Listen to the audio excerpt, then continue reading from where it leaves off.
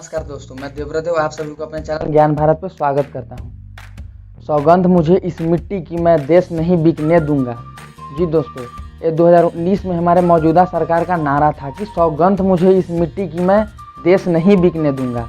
लेकिन धीरे धीरे जो PSU सेक्टर है, पब्लिक सेक्टर अंडरटेकिंग जो कंपनियाँ हैं, चाहे आप ऑयल कंपनी ले लें, चाहे BSNL टेलीकॉम कंपनी ले लें, चाहे आप इसरो ले लें, चाहे आप कोयल इंडिया ले लें, चाहे आप इंडियन रेलवे ले लें, चाहे ऐसे बहुत सारी कंपनियां हैं जिसे सरकार धीरे धीरे प्राइवेटाइज कर रही है या निजीकरण की ओर झोंक रही है या उसे प्राइवेट हाथों में बेच रही है। ऐसे 42 कंपनियों की लिस्ट सरकार ने दिया है जिसे वो धीरे धीरे कर बेचने वाली है। तो हमें जानेंगे कि कोई भी कंपनी प्राइवेटाइज कब पूरी तरह हो जाती है। जब सरकार के पास किसी भी कंपनी का 51% से शेयर कम हो जाता है तो वह कंपनी पूरी तरह प्राइवेटाइज हो जाती है, निजी हाथों में दे दी जाती है और तब सरकार का पूरी तरह उस पर ऑटोनॉमी खत्म हो जाता है, यानी जो फैसला लेने का अधिकार है वो पूरी तरह सरकार के पास से चला जाता है। तो आज हम दोस्तों जानेंगे कि आखिर सरकार ये कंपनियों को प्राइवेटाइज करती क्यों है, बेचती क्यों है और यह नीलाम क्यों करती है। तो इसके पीछे एक मैथमेटिक्स है, इसको समझना होगा। दोस्तों मान लीजिए सरकार का बजट 100 रुपये का है और सरकार टैक्स वैक्स जितना है उसके आय का स्रोत है सब मिलाकर 90 रुपया कमा पाई, तो जो 10 रुपया का घाटा हुआ उसको पाटने के लिए वह कहीं ना कहीं से रुपया उसको लाना होगा। तो वह उसके लिए कंपनियों को धीरे धीरे शेयर बाई शेयर बेच रही है ताकि वह 10 रुपया कहीं से लाए। इसके लिए मैं आपको एक डाटा देता हूँ वित्तीय वर्ष 2019-20 का, जिसमें सरकार को लगभग 6.46 लाख करोड़ रुपए का घाटा हो चुका है। दोस्तों सरकार तो एक एक कर हर गवर्नमेंट कंपनी को धीरे धीरे प्राइवेटाइज कर रही है या बेच रही है, लेकिन इस वीडियो में मुख्यतः मैं बात करने वाला हूं भारतीय रेल की। दोस्तों भारतीय रेल का नाम सुनते ही हम भारतीयों में एक अलग तरह की रूह दौड़ जाती है, क्योंकि भारतीय रेल ही कोई ऐसा साधन है जिसमें क्या आम या क्या खास हर व्यक्ति चढ़ा होता है, एक न एक बार जीवन में वह चढ़ा ही होता है। जब हम एरोप्लेन की बात करते हैं तो बहुत से ऐसे लोग होंगे जो नहीं चढ़े होंगे। जब हम लग्जरी कारों की बात करते हैं तो बहुत से ऐसे लोग होंगे जो उसमें सफ़र नहीं किए होंगे। लेकिन जब रेलवे की बात आती है तो ऐसा कोई भी व्यक्ति नहीं होगा हमारे देश में जो एक न एक बार रेलवे में सफ़र नहीं किया होगा। तो आइए जानते हैं कुछ हम रेलवे के बारे में।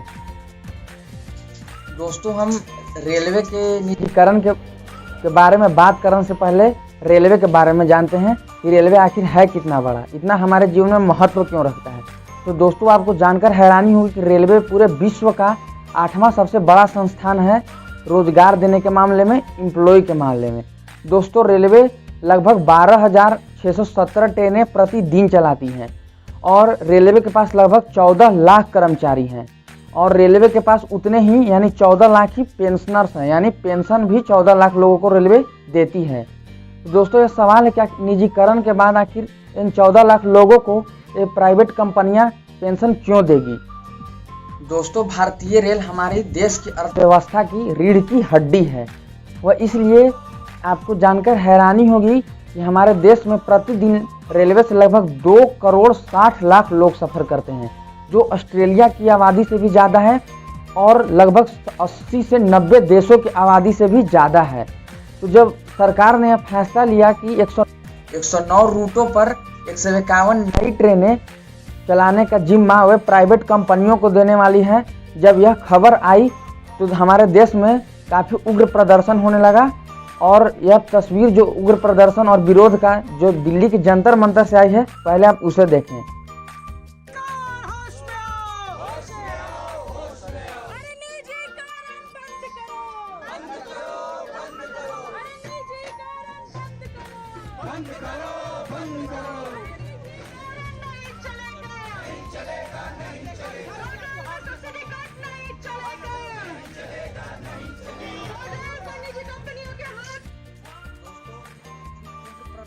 बाद भी हमारी सरकार का यह कहना है कि हम जो भी कर रहे हैं ये देश की भलाई के लिए है और देश की जनता की भलाई के लिए है, क्योंकि इससे हमें वर्ल्ड क्लास सुविधाएं मिलेगी।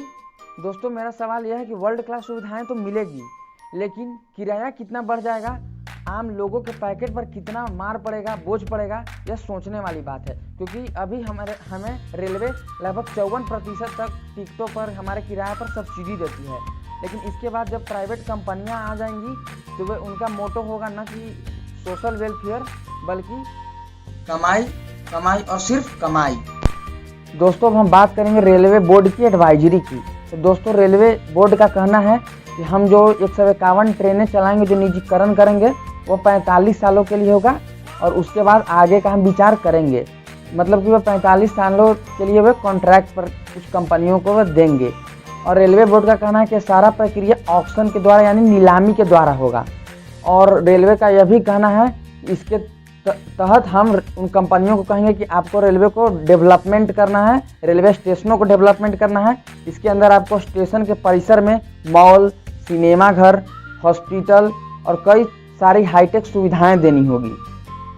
और दोस्तों रेलवे बोर्ड का यह भी कहना है कि जो डब्बे होंगे रेलगाड़ियों के, वे खुद कंपनियां बनाकर लाएंगी और उसको पटरी और स्टेशन हम प्रोवाइड करेंगे। लेकिन दोस्तों सवाल यही है कि जो सरकार है वो जनता के पैसे से बने हुए पटरियां और स्टेशन को यूज करेगी, लेकिन मुनाफा कौन ले जाएगा? वे प्राइवेट कंपनियां ले जाएंगी, वे बिजनेसमैन उद्योगपति ले जाएंगे। तो हम आम लोगों का क्या फ़ायदा होगा? ये सोचने वाली सवाल है दोस्तों। और आप यह भी जान लें कि इस ऑक्शन में, इस नीलामी में कौन कौन सी कंपनियां भाग लेंगी, वे आप देख सकते हैं। वो कौन कौन सी कंपनियां हैं, जैसे टाटा ग्रुप है, अडानी ग्रुप है और कई सारी विदेशी कंपनियां भी हैं। दोस्तों आज यही सवाल के साथ में हम जानेंगे कि निजीकरण के साथ क्या हमारा नफ़ा है और क्या हमारा नुकसान है। तो पहले हम बात करते हैं नफ़ा की, यानी कि फ़ायदे की। दोस्तों हम जानेंगे रेलवे के निजीकरण के बाद हम सबको, आम लोगों को क्या क्या फ़ायदा होने वाला है। तो दोस्तों पहला एडवांटेज है गुड फैसिलिटी। जी हाँ, गुड फैसिलिटी जो मिलेगी, क्योंकि इसके बाद सुविधाएं जो होगी सचमुच में वर्ल्ड क्लास और काफ़ी अच्छी हो जाएगी दोस्तों। दूसरा जो फैसिलिटी है वह है लेस करप्शन। दोस्तों अभी जानकर आपको हैरानी होगी कि रेलवे में काफ़ी करप्शन है।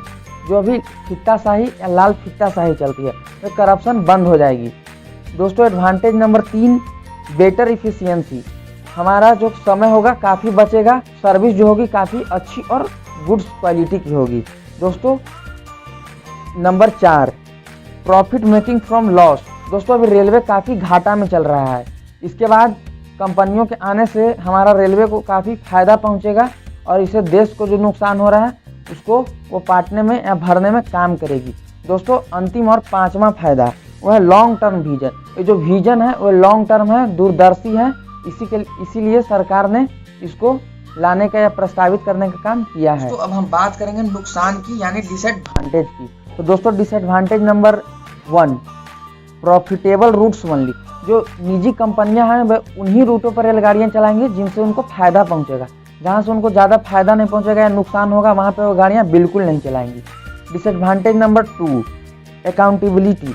दोस्तों अकाउंटेबिलिटी काफ़ी लेस हो जाएगी, जिम्मेदारी जो है काफ़ी लेस हो जाएगी। मान लीजिए कोई ट्रेन का दुर्घटना हो जाता है तो उसकी जिम्मेदारी कौन लेगा? रेलवे लेगा या कंपनियां लेगी? ये सोचने की बात है दोस्तों। डिसएडवांटेज नंबर 3 दोस्तों, सोशल वेलफेयर।